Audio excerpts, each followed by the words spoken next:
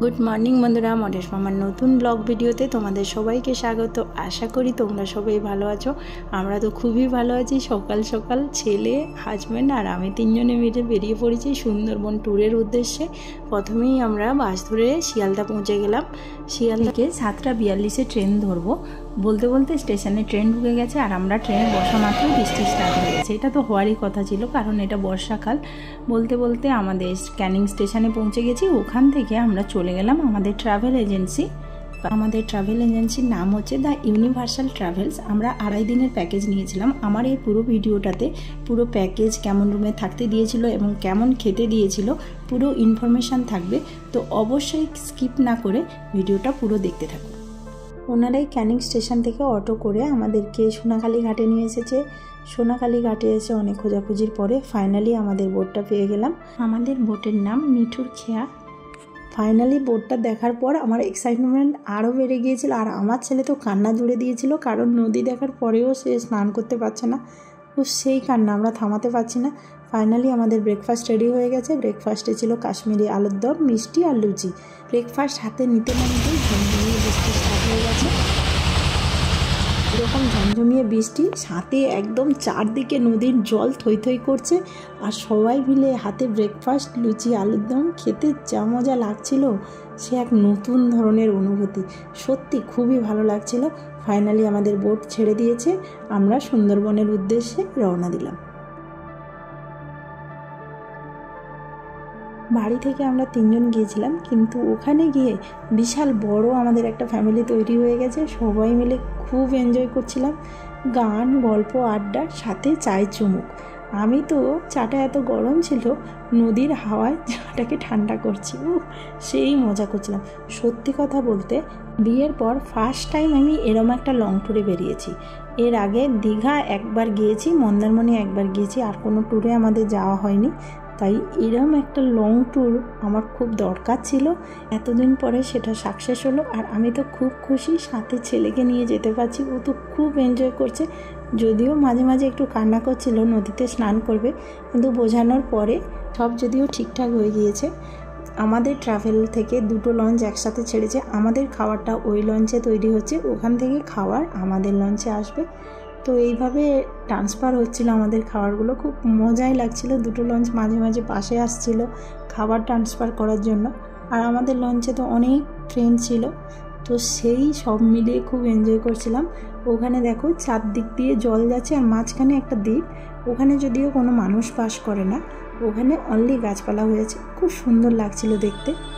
আমরা যেহেতু বর্ষার সিজনে এসেছি, লাক যদি খুবই ভালো থাকে তবে বাঘ হরিণ দেখতে পাবো। মনের ভেতর তো সুন্দরবন এসেছি সুপ্ত আশা আছে, না দেখতে পেলেও বর্ষার সময় এই যে নদীর জল থই থই ব্যাপারটা দেখতে কিন্তু খুব মজা লাগছে, যেটা অন্য সময় এলে দেখতে পাবো না। তো ফাইনালি আমরা একটা ঘাটে নেমেছি। এখান থেকে প্রথমেই চলে গেলাম হ্যামিল্টন সাহেবের বাড়ি দেখতে। ওখান থেকে চলে গেলাম রবীন্দ্রনাথ ঠাকুরের বাংলো দেখতে।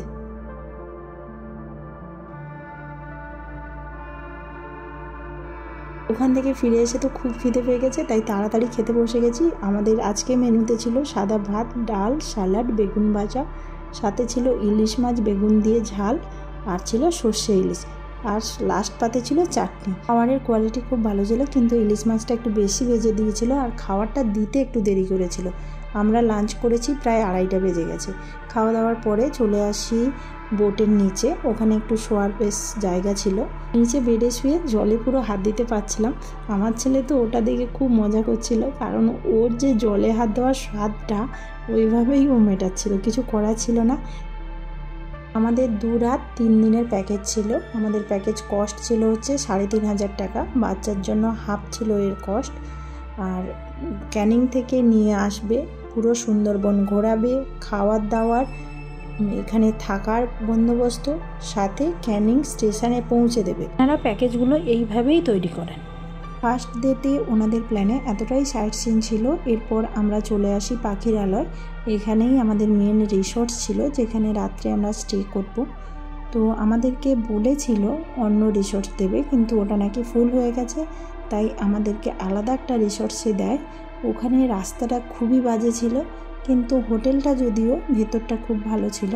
পছন্দ মতো হয়েছে, কিন্তু রাস্তাটা এতটাই বাজে ছিল যে বয়স্ক মানুষদের আসতে খুবই প্রবলেম হয়েছে, ওনাদের সাথে খুবই ঝামেলা হয়েছিল। রাতে ছিল সাঁওতালি ছুঁয়ো নাচ।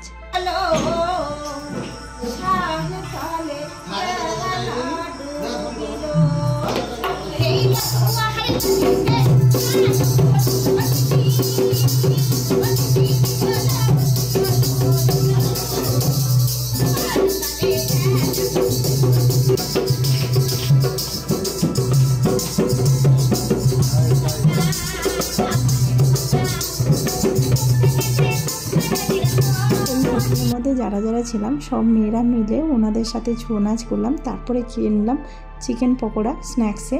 রাতের মেনুতে ছিল চিলি চিকেন ফ্রাইড রাইস। সকালে ঘুম থেকে উঠে দেখি খুব বৃষ্টি হচ্ছে, তাই ছেলেকে রেনকোট পরিয়ে নিয়ে চলে গেলাম বোটে। আমরা গিয়ে দেখি বোটে তেমন কেউ আসেনি, 2-1 এসেছে। আমরা ওখানে 3 দিন ছিলাম, 3 দিনে 3টে বোট পেয়েছি। প্রথম দিনে বোটটা অত পরিষ্কার পরিচ্ছন্ন ছিল না, কিন্তু আজকের বোটটা খুবই পরিষ্কার পরিচ্ছন্ন এবং টয়লেটটা খুব ভালো। মানে ঘুরতে গেলে টয়লেটটা আগে দেখা দরকার। বোটের টয়লেটটা এত পরিষ্কার দেখে আমার খুব শান্তি হয়েছে। আর আজকে যদিও নদীতে খুব জোয়ার ছিল, দেখে তো খুব ভয় লাগছিল, কিন্তু এই বোটে একটা প্রবলেম ছিল, প্লাস্টিক দেওয়া ছিল না। তো আমরা সবাই খুব ঝামেলা করছিলাম যে প্লাস্টিক না হলে কি করে বসবো, বৃষ্টি হলে তো পুরো ভিজে যাব। কিন্তু ফাইনালি আজকে পুরো দিনটা যদিও একটুও বৃষ্টি হয়নি, খুব লাকি আমরা। তারপর আমরা ব্রেকফাস্ট ছেড়ে নিলাম। ব্রেকফাস্টে আজকে মেনুতে ছিল কাবলি চানা আর লুচি। যারা লুচি খেতে চাইছিল না ওনাদের জন্য মুড়ির ব্যবস্থা ছিল।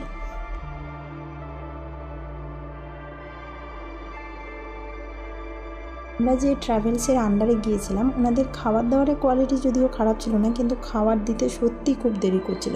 ব্রেকফাস্ট দিচ্ছিল 11:30, আর লাঞ্চ করছিলাম 3:30, 3টে এরকম টাইমে। খুবই প্রবলেম হচ্ছিল। আর রাতে ডিনার পাচ্ছিলাম 11টা। বাচ্চা তো অলরেডি ঘুমিয়েই পড়ছিল না খেয়ে দিয়ে, খুবই প্রবলেম হচ্ছিল। সেকেন্ড ডে ট্যুরে প্রথমেই আমাদেরকে নিয়ে যায় সজনেখালি, যেখানে নাকি বাঘ রিজার্ভ করা আছে। যদিও ওখানে কোনো বাঘ ছিল না, কিছু বাঘের স্ট্যাচু ছিল, আর সাথে ছিল কিছু কচ্ছপের স্ট্যাচু।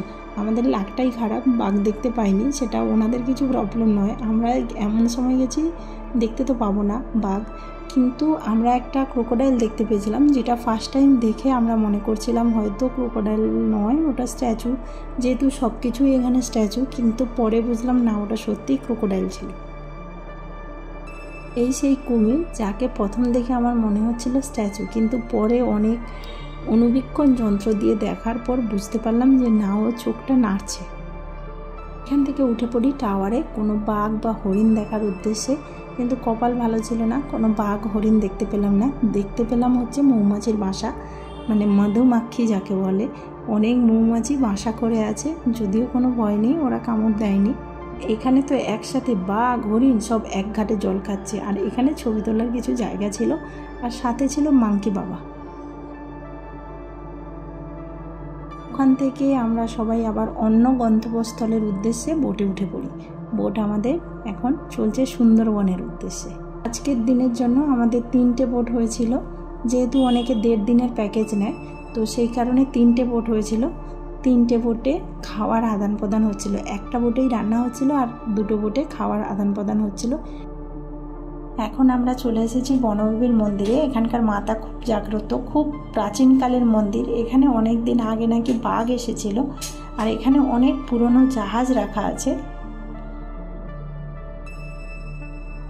চলো, এখানে আসার পর হনুমানজির দর্শনও পেয়ে গেলাম। আচ্ছা, তোমরাই এবার বলো, ওই দূরে ওটা কি দেখা যাচ্ছে? আমি তো ফার্স্ট ভেবেছিলাম এটা কুমির, বাট তারপরে বুঝলাম এটা গোসাপ। আমরা একে গোসাপ বলি, তোমরা কি বলে দেখো অবশ্যই কমেন্ট করে জানিও। কি বিশাল আকার দেখো।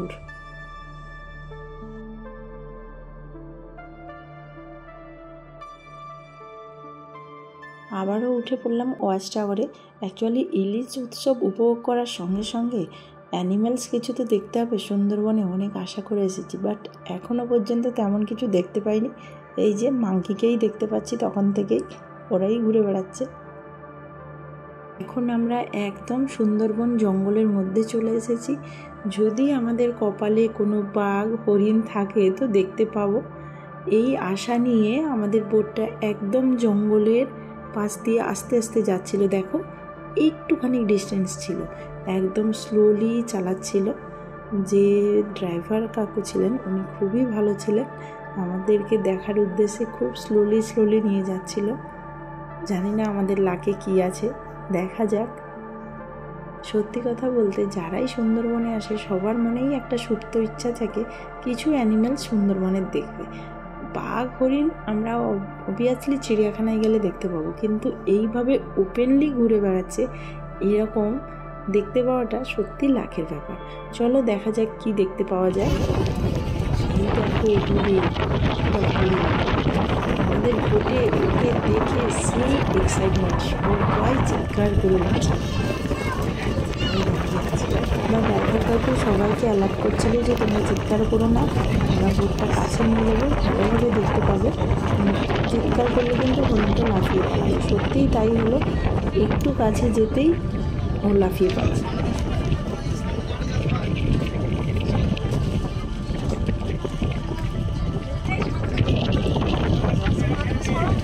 হরিণ দেখার পরই দেখলাম আমাদের দুটো বোট কাছে এলো। কাছে আসার পরেই আমরা বুঝতে পেরেছি কিছু খাবার দাবার এক্সচেঞ্জ হচ্ছে, তো আমাদের কপালে কিছু খাবার জুটবে। তারপরে সত্যি আমুদি মাছের ফ্রাই এলো, খুবই টেস্টি ছিল আমুদি মাছের ফ্রাইটা। বাড়ি এসে আমার হাজব্যান্ড বাজারে গিয়েছে আমুদি মাছ কিনতে, ওর কথা যে ওরকম করে তুমি ফ্রাই করো, কি টেস্টি হয়েছিল না, সারাক্ষণ ওই বলে যাচ্ছে।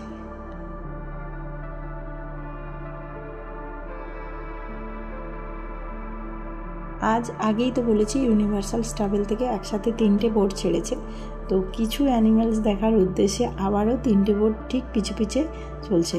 চলো কি দেখা যায়। আগ দেখে তো আমাদের মধ্যে সেই এক্সাইটমেন্ট, সে কী আনন্দ হচ্ছিল, সবাই চিৎকার করে উঠছিল। কিন্তু ড্রাইভার কাকু আবারও বলছিল তোমরা সবাই চুপ করে থাকো, এভাবে চিৎকার করা কিন্তু যাবে না। আর পাখিটা দেখো কিরকম ঘুরে দেখছে। আবারও আমাদের 3টে বোট কাছাকাছি চলে এসেছে। এই 3টে বোট যখন কাছাকাছি আছে না, খুবই ভালো লাগে, দেখতে তো ভালো লাগে, সাথে খাওয়ার দাওয়ার কিছু আসছে। অ্যাকচুয়ালি আমাদের লাঞ্চের টাইম হয়ে গেছে, কিন্তু এখন হচ্ছে সব মানে নদী সমুদ্রর সাথে মিশেছে। আমরা এখন মোহনায় পৌঁছেছি, আর মোহনায় ঢোকা মাত্রই এত ঢেউ হচ্ছিল, মানে আমাদের বোটটা যেন এদিক আর ওদিক উলট পালট খাচ্ছিল। সবাই প্রচুর ভয় পেয়ে গেছি, একজন আন্টি তো পুরো ভয়ে কান্না করে দিচ্ছিল। দেখো কি অবস্থা। অ্যাকচুয়ালি এই বর্ষাকালে এলে এরকম একটা সিচুয়েশান তৈরি হয়, যেটা অন্য সময় হয় না। দেখো আমরা পুরো ভয়ে কাঁপছিলাম। এখন তো হালকা আছে, আরও মানে প্রচুর জোরেই হচ্ছিল। ওই সময় ভিডিও করতে পারিনি, কারণ বলছিল যে বোটের সাইডে বা কোথাও দাঁড়াবে না, বা কোনো ভিডিও করতে যেও না, ছিটকে পড়ে যেতে পারো। ওই ভয়ে আমরা আর ভিডিও করিনি। খাওয়া দাওয়াও ওই সময় বন্ধ ছিল, কারণ বোটে দাঁড়িয়ে থাকলেও পড়ে যাওয়ার ভয় থাকে। সবাইকে বলছিল একটা সাপোর্ট নিয়ে বসে যেতে। এরপরেই খাওয়া দাওয়া স্টার্ট করে দিলাম। আজকের মেনুতে ছিল ডাল, আলু ভাজা, ইলিশ মাছের মাথা দিয়ে কচু শাক, সর্ষে ইলিশ আর চিংড়ি মাছের মালাইকারি। আজকের খাওয়াটা যথেষ্ট টেস্টি ছিল এবং ইলিশ মাছটাও ঠিকঠাক ছিল। চলো এখন আমরা বোটের নিচে চলে এসেছি। এইখানে দেখো দু সাইডে বেড পাতা আছে, এবং এই বোটটা আগেও বলছিলাম খুব পরিষ্কার পরিচ্ছন্ন। এই বেডে বসে এই জানালাগুলো খুলে দিলে সুন্দর সমুদ্রের ভিউটা দেখা যাবে, সাথে অ্যানিম্যাল সব কিছু দেখা যাবে। এখন আমরা চলে এসেছি সুন্দরবন জঙ্গলের ভেতর, নেট দিয়ে ঘেরা আছে। এখানে এলে নাকি বাঘ হরিণ দেখতে পাওয়া যায়। ওই ওয়াচ টাওয়ারের উপরে উঠলে নাকি এগুলো দেখতে পাওয়া যায়।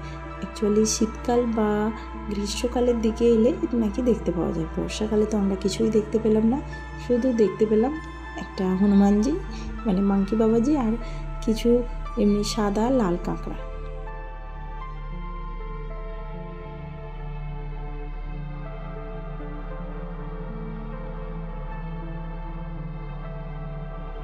টাওয়ারের উপর থেকে দেখো জঙ্গলটা কি সুন্দর লাগছে, কিন্তু ফাঁক ফাঁক আছে, যেখানে যদি বাঘটাক থাকে দেখতে পাওয়া যাবে। এরপর আমরা বোটে ফিরে এলাম। এখান থেকে এখন আমরা পাখিরালয় আমাদের যে হোটেল আছে ওখানে চলে যাব। যাওয়ার সময় যদিও আর কিচ্ছু দেখতে পাইনি, কিন্তু ওই আবারও কিছু অ্যানিম্যালস দেখার উদ্দেশ্যে আমাদের বোটটা একদম জঙ্গলের পাশ দিয়ে যাচ্ছিল, কিন্তু দুর্ভাগ্যবশত আর কিছুই দেখতে পাইনি। যদিও আমাদের বোটে অন্যান্যরা বলছে নাকি পরে আসার সময় একটা হরিণ দেখা গেছে। আমরা তখন নিচে গিয়ে ঘুমাচ্ছিলাম যে যার মতো। আমি ঘুমাইনি, আমি বসেছিলাম, কিন্তু আর আমার হাজব্যান্ড ছেলে ঘুমাচ্ছিল। তো সেই কারণে আমি আর এদিকে ঠিকমতো তাকাতে পারিনি। এই বোটের ভেতর থেকে দেখ মানে নিচের থেকে জলের অবস্থা, একদম পাশে জল।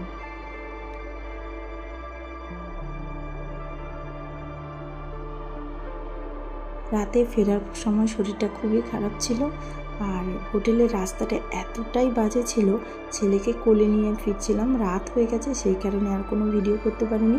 দেখো হোটেলটা ভেতরটা ঠিকঠাক ছিল, কিন্তু রাস্তাটা খুবই বাজে ছিল, মানে বর্ষাকালে এলে এখানে রাস্তাঘাট খুবই বাজে। আমাদের রুমের ভেতরটা তোমাদেরকে দেখাচ্ছি, দেখে নাও। রাতে মেনু ছিল, স্ন্যাক্সে ছিল এগ চাউমিন, আর ডিনারে ছিল পোলাও সাথে সাদা রাইস, যে যেটা চাইবে, আর ছিল হচ্ছে মাটন কষা। খুবই টেস্টি খাবার ছিল, খুব ভালোভাবে খেয়ে রাতে ঘুমিয়েছিলাম। সকালে আজকে বাড়ি ফেরার পালা, সবাই রেডি হয়ে বাড়ি ফেরার উদ্দেশ্যে বেরিয়ে পড়লাম। নদী বাঁধে উঠে গেছি, বোটটা আমাদের খুব কাছেই আছে, একটু হেঁটে গেলেই বোট পেয়ে যাব। তো এখানে অনেক মানুষ, আজকে সবাই বাড়ি ফিরবে, তো সব বোট এখানে এসে হাজির হয়েছে, যার যার একটা একটা বোট ফিল আপ হলে ছেড়ে দেবে, তো নেক্সট বোট আসবে। আমরা ওয়েট করছিলাম আমাদের বোটের জন্য। আর উঠেই কিছুক্ষণ পরে আমরা ব্রেকফাস্টে পেয়ে গেলাম লুচি আর ছোলার ডাল সাথে ডিম সেদ্ধ। আর আমাদের ড্রাইভারটাকে দেখে এই চুটকু ড্রাইভার। এখন আমরা কিছু লোকাল বাজার করব। লোকাল বাজার বলতে আমরা ভাবছিলাম অনেক কিছু ঘোরাবে, কিছুই নয়, শুধু একটা লোকনাথ মন্দিরে নিয়ে গিয়েছিল। আর ওখানে 2-4টে দোকান, মানে ফলের দোকান বসছিল। আর সবাই বাড়ি ফেরার সময় দেখো খুব এনজয় করছে। তো চলো এখন আমরা যাচ্ছি লোকনাথ বাবার মন্দিরে।